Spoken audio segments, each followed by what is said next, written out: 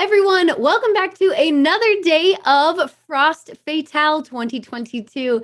This is an all-women online speedrunning event, which is brought to you by Frame Fatale. Hello, I am Kung Fu Fruit Cup, and I am joined today with another amazing member of Malala Fund, which is the fund that we are benefiting all week. So you can find out all kinds of information on it, and I'm sure we're going to get into that. But today I am joined by Hajira Zahio, who is the operations associate with Malala Fund. How's it going? Hi, everybody. I'm good. How are you, Fu? It's really exciting to I be a part of it. yes, yeah, of course. It's great to have you here, and I'm doing good. I'm good. But this is not about me. I would love to know more about you and tell me a little bit about what the operations associate does. Yeah, for sure. So I'm working as an operations associate at Malala Fund. I sit under operations and finance department. So I basically support the coordination of the daily operations of Malala Fund by strengthening the performance, productivity, and efficiency of organizations' global operations. I also facilitate the coordination of cross-functional team relationships as well as with external stakeholders and vendors. What else? I also help in the coordination of international staff travel as well as with global legal compliance, IT, and some human resource responsibilities with on and offboarding of our staff. So my scope of work basically revolves around a lot of coordination and administrative support for our organization. Wow, that's okay. First of all, wow, that's. I mean, I feel like that's it's if you break it down, it's not too complicated. It's just No, very professional. It's awesome. I'm just like trying to get my brain around it. And yeah. number two, it sounds like that is not the first time that you've explained what you do. You were so ready for that question. Yes, because I'm always like available on the recruitment process. So I'm always like here to kind of like introduce myself. So very used to that thing. And I'm glad you asked that. Yeah, yeah, absolutely. So I want to know around what you do, like kind of what got you involved in this kind of work, like not only like this type of career position, but then also like why it brought you to Malala Fund. Yeah, for sure. I can share my experience there. So I'm actually from Pakistan and have done my bachelor's in economics there as well. I always have an interest to working with international development and nonprofits. So when my family and I moved to United States, I keep looking for jobs that kind of like aligns with, my with what I wanted to do in my life and with my education as well. So one day I came across this opportunity of working here at Malala Fund as a journal intern. So I applied for that job and luckily got selected for that as well. And that's how basically my journey started here at Malala Fund as an intern and then transitioned to a full-time employee back in May. So I've been in here at Malala Fund over a year now. And what inspires me the most to be part of Malala Fund is definitely my experience back in Pakistan. Coming from a very privileged household where education was always the priority and everything kind of like comes later. I remember my father always used to tell my brother and I that only thing that nobody can take it away from you is your good manners and basically education. So we kind of like have this thing in our mind from very early stage that education is very important for your basically to be independent and for your existence as well. But at the same time, coming from a developing country like Pakistan, I have seen the disparities as well among the community. There's always different rules for girls and boys, and I'm also aware of the reasons that stops girls from going back to the school. So I wanted to share my like some instant there that kind of like inspires me the most as well with our viewers as well.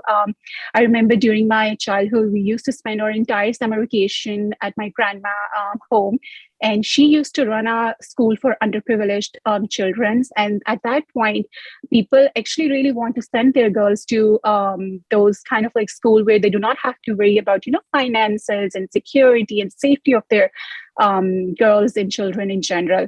So I kind of like get inspired by that as well. And I feel like with the education that I have, kind of like become my duty to not just use it for, for my own benefits, but for my community as well. And I also want to take this opportunity to say that one of my biggest inspiration to Malala Fund was also our co-founder Malala Yousafzai as well. Like despite all the barriers that she faced, she never stopped, advocating for girls' education and raising her voice at the international platforms for world to know that the significance of education, especially for girls' education among the Yeah. communities. Absolutely. Yeah, she's incredibly inspiring. And it's one of the reasons why Malala Fund is so great. And obviously, it's produced so many wonderful people working with Malala Fund because I've gotten the pleasure to speak with multiple of you all now over the last I want to say almost 2 years. So it's really been incredible to speak with you all about all of your different experiences, what's inspired you. I know Malala was, such a huge part of that. And also, I think it's really wonderful that you're using like the things that you've been able to be lucky to have, to kind of have that perspective to be like, everybody should have this. Like, we need to inspire more people to be able to like have this good education and all of that. And also, your grandmother doing that is very sweet. So Yes. I think you've so many different like elements in your life that have come together to be such a good inspiration. So I totally understand why you decided that Malala Fund was a good choice. So then, since you've been working there, like, is there anything that you found, like, really poignant, that you would want the people to know about, like, everybody watching today? Like, what is one aspect of Malala Fund that really stands out to you? Yeah, for sure. Obviously, there are like so many aspects that kind of like I liked about my organizations, starting from the people working there. Everybody is just so supportive. And in the end, the work that we are doing, our mission and vision is kind of like very inspiring for me when I came to United States and wanted to do something, for back home, for my home country. So one of the things that definitely wanted to share with our audience today is our assembly, which is basically digital newsletter and publication for Malala Fund. And what we basically do in that is we publish interviews and essays and poems, illustrations by girls and young women about their lives and the issues they care about. And if you allow me, I would definitely want to, share some of my favorite stories, and then audience can definitely take a look into our website just to learn more about such inspiring girls. And one of the stories revolves around the, experience of students from across the world in which they share different climate apps they created with the help of Technovation, which is like a nonprofit organization, teaches young women around the world how they can solve problems using technology. I remember if they can kind of like have the chance to go to our assembly .malala.org, a mobile app was developed by like 17 years old Turkish students to raise awareness about reforestation and improved air quality effort, and it's called like Tap Tap Trees. And just like this story, there's another story that revolves around from girls from Kazakhstan that created like interactive, 3D game to encourage users to make sustainable behavioral changes and how to be more eco-friendly. So many stories that kind of like inspires me to, help for this cause. And I would definitely recommend our viewers to kind of like go there and explore, and they'll to get like, inspiration about this cause as well. I love that. Okay, so I was gonna follow up with some questions, but you covered all of it right away, which is Okay. amazing. Well, part of what I love about that is that yeah, I can hear in your voice like how excited you are. You're like, Yes. here's an assembly story. Here's another one. Here's another one. And again, we can read all of these at assembly.malala.org. Is that correct?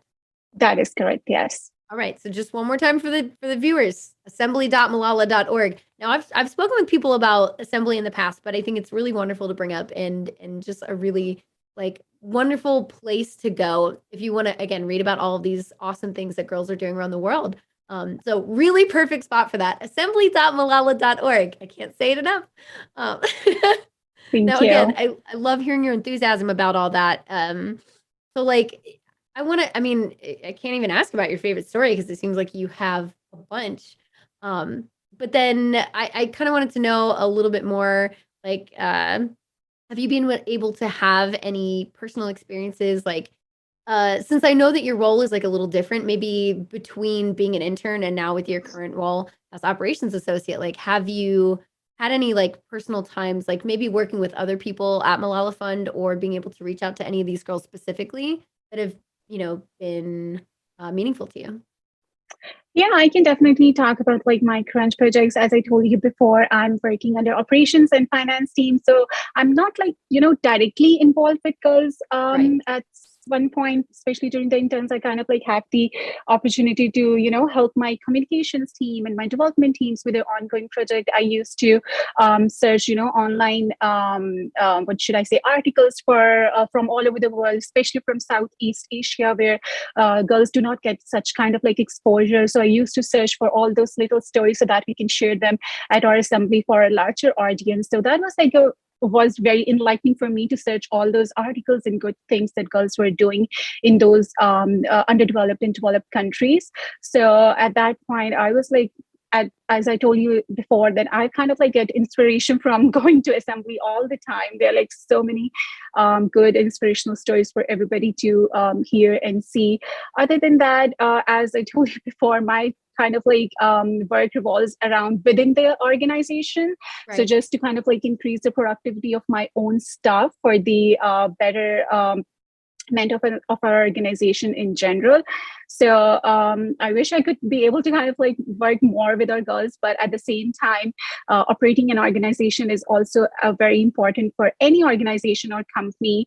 This is like the backbone of every organization, the operations and finance and the HR, and no organization can work if these departments are not in good place. Right. Absolutely. Yeah, you're doing really important work. And again, like you said, it's not necessarily just always being directly involved with the girls around the world, but providing the structure and tools needed to keep everything around the fund up and running smoothly so that people can continue to reach out and continue to Yeah. again help with the education and all of that. So I think that's really awesome, and Yeah. like kudos to what you do and everybody else.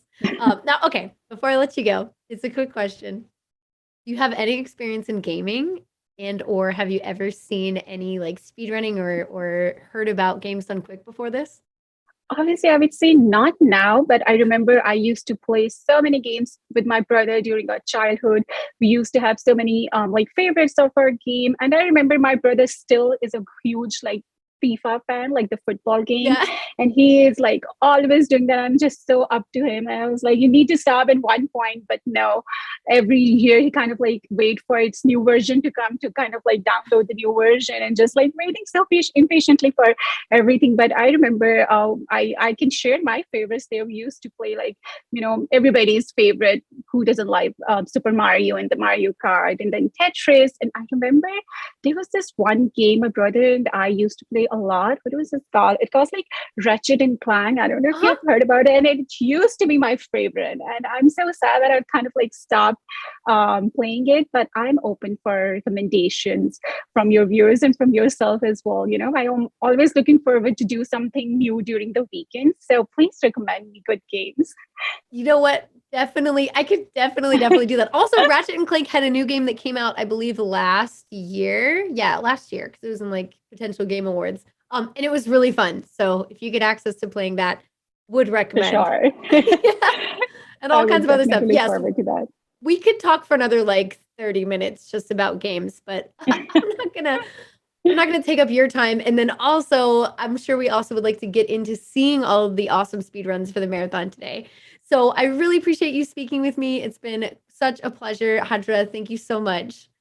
Um, and Thank you so much for having me. yeah, of course. I know. I was like, oh, okay, here we go. Okay, so I am going to then hand it off to the awesome host today to start up the marathon and get all these speed runs going. But yes, thank you all so much for tuning in. And I'm sure we'll have more information about Malala Fund. You can always go check it out and read those assembly stories at assembly.malala.org. So yeah, thank you everybody, and we'll see you next time.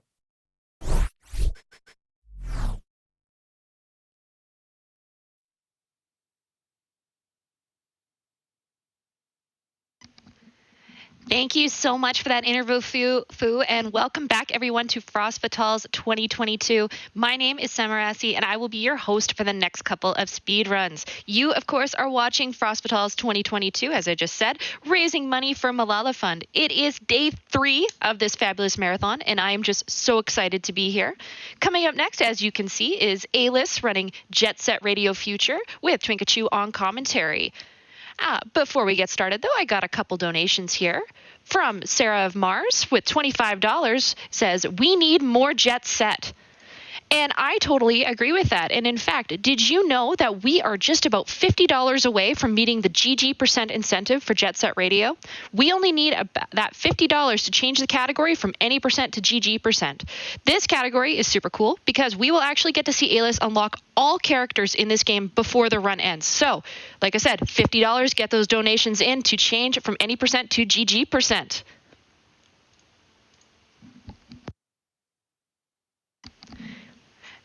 And looks like from Percy Valkyr, we've got a $15 donation. Choo-choo! Early morning donation train. Come on, chat, let's go. And heck yeah, let's get a donation train going first thing in the morning. How about a $5 train, everyone?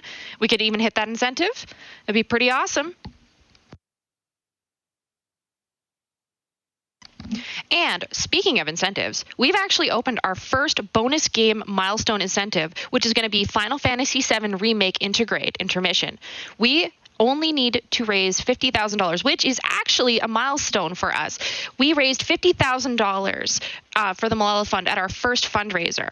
So today, any and all donations you make will go towards this bonus game, and you can still apply that donation to any incentive, bid war, and get entered for prizes. To unlock this bonus game, though, we need to hit $50,000 before the Pokemon Red run later today.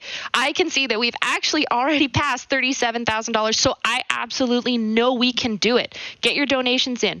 Pick your favorite incentive, get a chance to win some prizes, and unlock Final Fantasy VII Intergrade Intermission, chat.